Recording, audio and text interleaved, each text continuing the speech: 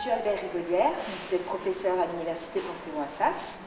Le colloque en votre honneur, intitulé « Le gouvernement des communautés politiques à la fin du Moyen-Âge, entre puissance et négociation, ville, finance, État », est composé d'une trentaine de contributions écrites par des historiens de renom.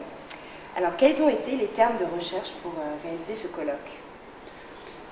Ce colloque répond parfaitement aux thèmes de recherche qui ont été les miens, essentiellement à trois principaux, la ville, l'État, la fiscalité et les finances, et un quatrième thème qui était consacré à l'histoire de la loi m'a valu une publication qu'ont organisée et mise en forme les quatre organisateurs de ce colloque, et qui constitue une contribution de 18 articles de mes anciens étudiants dans un ouvrage qui est apparu sous le titre Normes et normativité.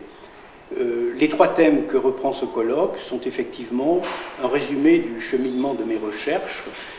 J'ai commencé par une thèse en histoire urbaine qui m'a conduit tout naturellement à m'intéresser ensuite à l'histoire de l'État.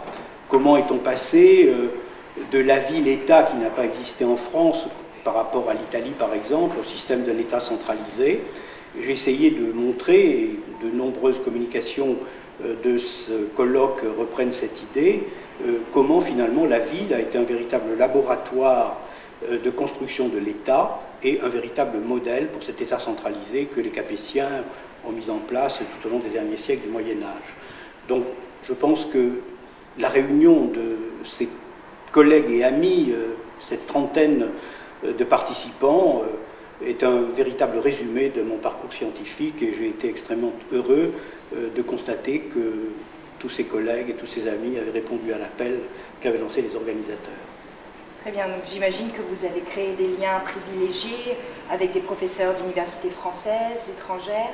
Oui, j'ai eu beaucoup d'occasions qui m'ont été données, tout d'abord avec l'Institut d'histoire économique de Prato, où j'ai pendant plusieurs années enseigné, participé au colloque. J'ai rencontré de très nombreux collègues étrangers que j'ai eu la chance de retrouver, la joie de retrouver à l'occasion de ce colloque organisé par mes anciens élèves.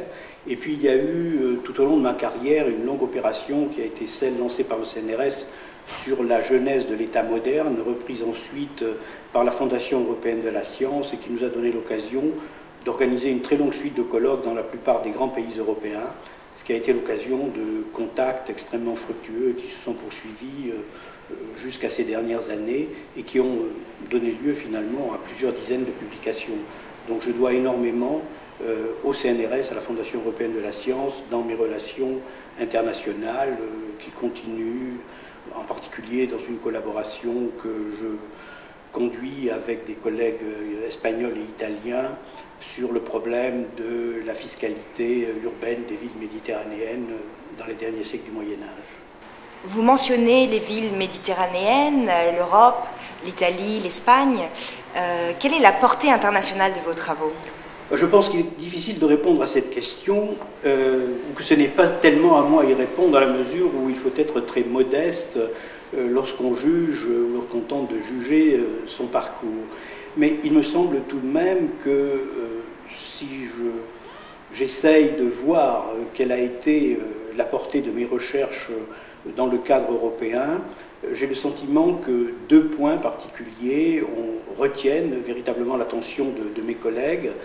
C'est tout d'abord l'histoire de la ville et l'histoire de la fiscalité. Et ensuite, le deuxième grand thème, est celui de la renaissance de la loi.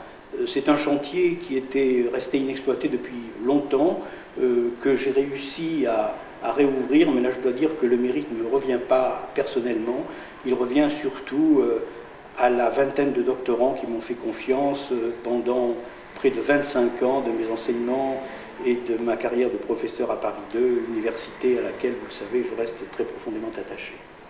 Bien, je vous remercie beaucoup, monsieur le professeur.